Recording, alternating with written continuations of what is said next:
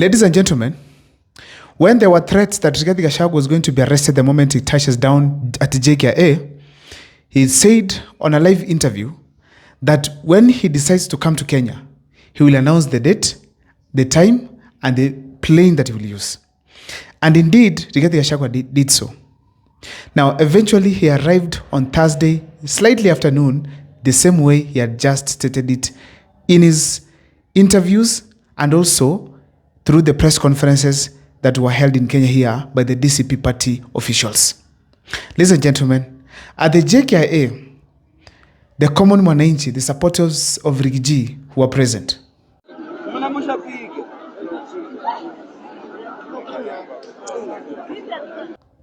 The leaders cutting across from Wiper and even DCP were present.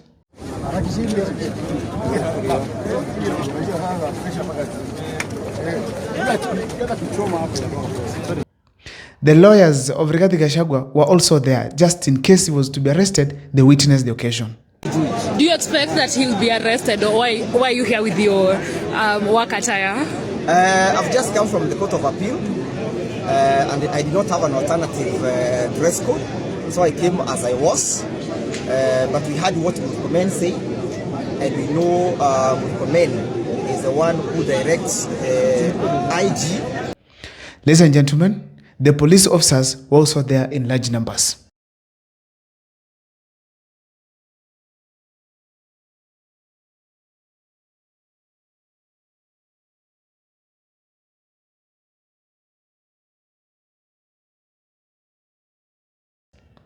Now, ladies and gentlemen, during this occasion of Rigathi Gachagua coming to Kenya, all the way from JKIA to his home, there are few lessons that I was able to borrow from there.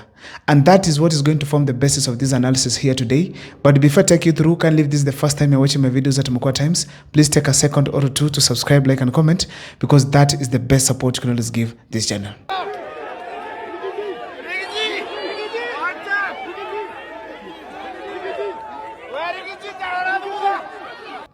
Without much wasting of time, allow me dive into this topic here today. The first thing that I was able to notice this, Rigathi Gachagua is a courageous man. And indeed, the way he says that yeye ni chuma ya zamani, indeed he is. After all those threats from various leaders that the moment he comes here back to Kenya, he will be arrested, Rigathi Gachagua still managed to come on that particular day and even time that he had announced. Not so many leaders can do that. Some of them will even boycott coming, others will even come secretly just to avoid being arrested. But Rigathi Gachagua decided, liwe liwalo, nitafika Kenya. And indeed he was in Kenya and even faced and even talked to some of his supporters who were waiting eagerly for him at the JKIA. So that was a sign of courage. Now, number two, Rigathi Gachagua is the most popular leader right now we have in the opposition. Whether we like it or not, Rigathi Gachagua has assumed that position. That is the most popular leader that we have, and actually is the head of the opposition in the country as we speak today.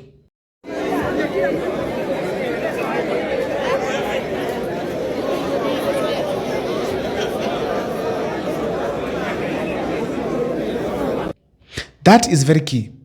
And there's no leader as we speak now who can be received the way Rigathi Gachagua was received at the airport. Imagine, everyone expected there would be serious tear gassing there, arrests, even shots, gunshots all over. But people still decided that you'll come to the airport and welcome Rigathi Gachagua back home. That was a huge demonstration of popularity, something that we had experienced before with Raila Amolo Odinga. Ladies and gentlemen, he assumes officially the top office of opposition in this country, whether people like it or not. Why am I saying that that is a very important office? It's because this will be the voice of the common mwananchi. When taxes are increased, Rigathi Gachagua will be the person expected to give a voice on that. When there will be extrajudicial killings, Rigathi Gachagua will be expected to raise a voice on the same. So therefore, this is one of the most important offices in the country. But most importantly, in 2027, if it happens that Rigathi Gachagua will not be on the ballot, whoever he will say tosha, mark my words, whoever he will lay a hand on, that is the person going to be the president of this country. Why am I saying so? Because from now to 2027, Rigathi Gachagua shall be proven to the people of Kenya, not just the people of Mount Kenya, that he is worth listening to. And I'm telling you, by that time, when he will say someone Tosha, Rigathi Gachagua will make it. So therefore, ladies and gentlemen, it's very clear that Rigathi Gachagua has assumed the top office in the country. That is the office of the opposition. An office that Raila Amolo Odinga has been holding for 40 years. Now, Rigathi Gachagua has taken it. I don't know how long it's going to take there, but Rigathi Gachagua is already there. Ladies and gentlemen, another thing that I was able to note from Rigathi Gachagua's homecoming, it is that he has political machines around him. People are able to do things that most politicians cannot do when the top leadership is not around. Let me tell you this. The party that had demonstrated what I want to say here, it's the ODM before.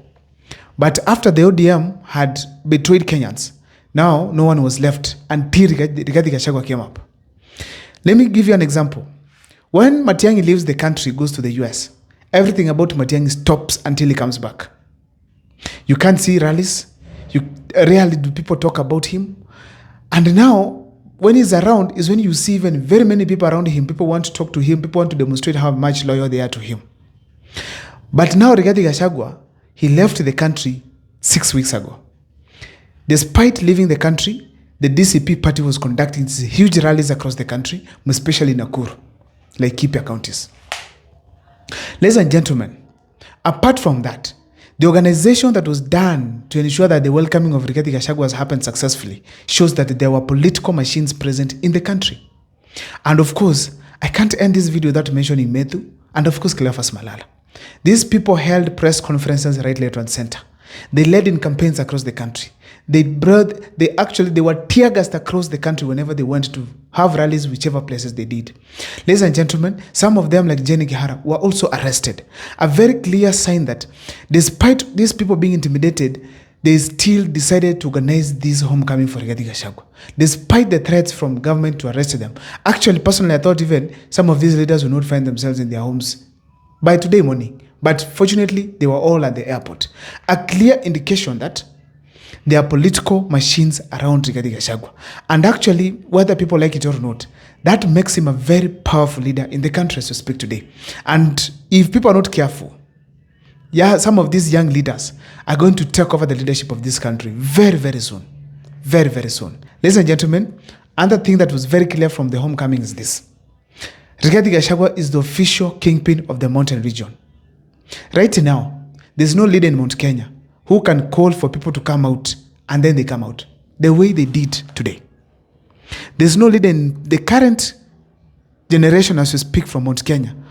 People can take risk for the way they did for Rigathi Gachagua. Why am I saying this? Uhuru Kenyatta is the kingpin who was actually ordained before. But the fact is now not active in politics. So the person who is active right now is Rigathi Gachagua. And now that he's the only active leader that is top of Mount Kenya politics, is the official kingpin of Mount Kenya. There's only one thing that is left for him. One thing that is left for Rigathi Gachagua. Winning the by-elections that he has put candidates there. Starting with that one of Embu. And I've done an extensive video on that. And I said that the moment he clinches that seat with his DCP party, then Rigathi Gachagua locks the mountain completely and puts the key in his pocket.